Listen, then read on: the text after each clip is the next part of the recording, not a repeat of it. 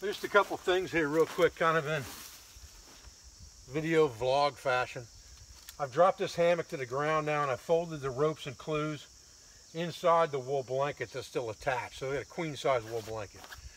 And I have a 30-liter dry bag here, and I'm going to put all of this inside that 30-liter dry bag, fold it up so that it's easy enough to get out of there to reset this shelter system when the time comes. And it rolls up small enough that you've got room in this 30-liter bag, once you stuff it into the bottom of it, to still get other items in there as well for camp. It won't just be this hammock in there, there'll be other items in there as well.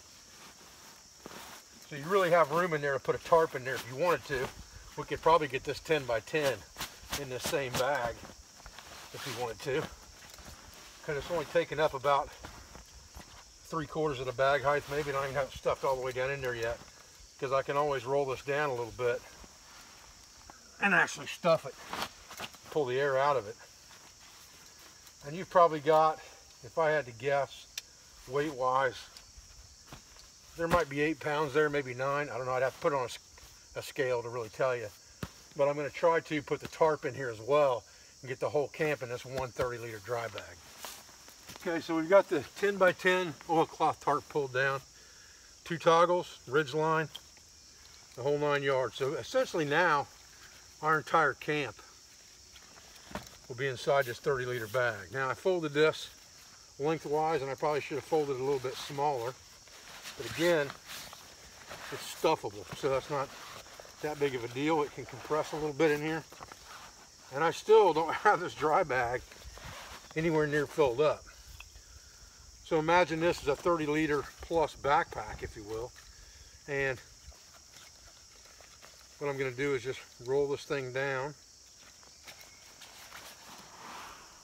squeeze the air out of it, and buckle it up. And what we'll do with this thing is we'll take this up, we'll actually put it on a scale and figure out what this entire camp weighs. If I had to guess now, I'd say we're getting close to the 15-pound range, 12 to 15 pounds. But really, again, that's the entire camp. So other than a piece of stainless steel for cooking and, you know, the knife on my hip and maybe a little bit of food, that's not a lot of weight for a camp, for a full camp in traditional manner. I thought real quick in this video vlog that I'm shooting today real fast for you guys, I'd cover this table as well, because I had a lot of people ask me about this table that's been seen in the background of my videos. And this table wasn't anything like a new idea.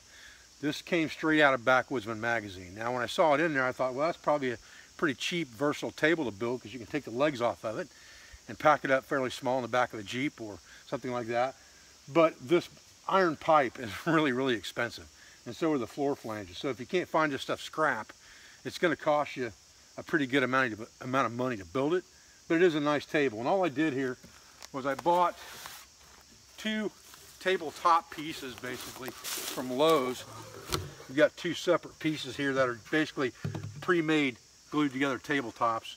And then I put 1x6 across them and clamped it up and screwed it together and glued it. And then floor flanges that are 3/4 inch floor flanges on here. There's 4 of them.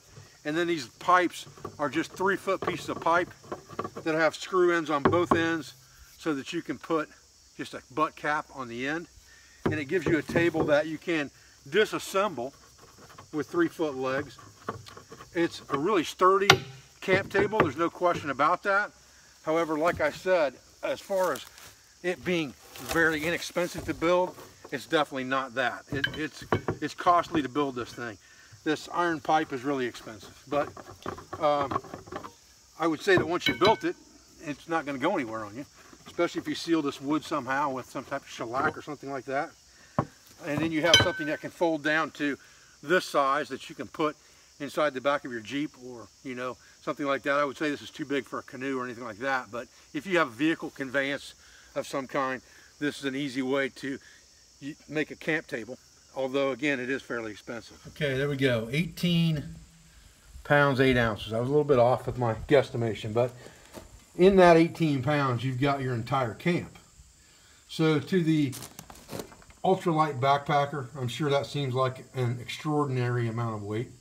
But to somebody who's used to carrying 35 pounds on their back or 30 pounds on their back over distance, it's really not that much. And the fact that it all fits into a 30-liter dry bag means that you could easily fit that into, say, a large canvas laundry sack, staying with traditional type materials, and drop that down to a pack basket and still have plenty of room in there for your cookware and a little bit of food.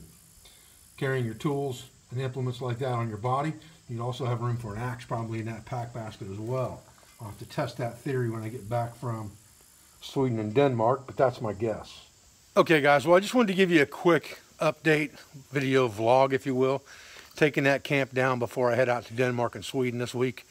And I wanted to show you how small it packs up, or how large, depending on how you look at it, and how much it weighs, because that gives you pretty much a very versatile camp setup in that you have a 10 by 10 oilskin tarp, you have a queen size wool blanket, plus you have a hammock to get you off the ground.